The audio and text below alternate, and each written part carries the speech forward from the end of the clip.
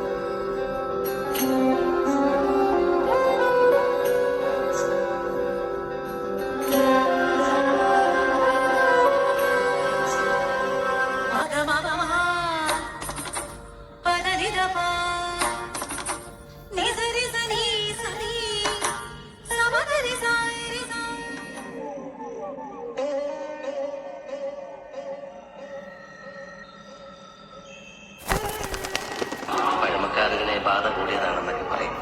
அந்த அகரியில கேட்க ஒண்ணு பாடுறீங்களா? நான்